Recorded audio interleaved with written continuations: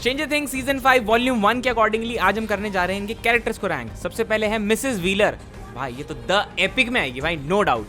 Dustin no doubt आएगा the best category में। Mike मेरे हिसाब से आएगा लव देम वाली कैटेगरी में। भाई ये आर्मी वाला ये स्नूप डॉग, भाई I hate him.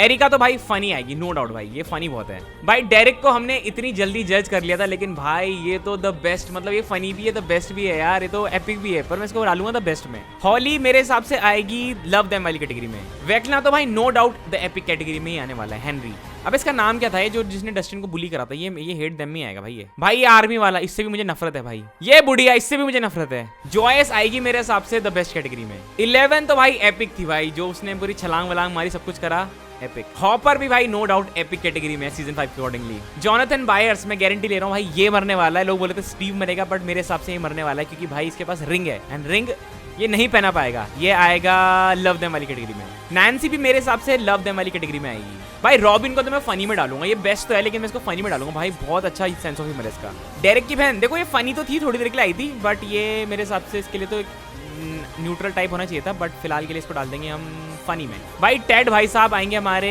Love them में, अगर ये थोड़ा और अच्छा कर देते तो ये द बेस्ट में डालता इनको मैं। मैक्स तो भाई no doubt the best category में आएगी। लूकस मेरे हिसाब से आएगा, इसके एक दो फनी जोक्स थे, बट ये मेरे हिसाब से लव देम में आएगा। म्यूरी भाई नो डाउट फनी। स्टीव मेरे हिसाब से आएगा द बेस्ट में। अब वॉल्यूम देखने के बाद भाई विल को डालूंगा मैं द एपिक में, वो भी सबसे पहले।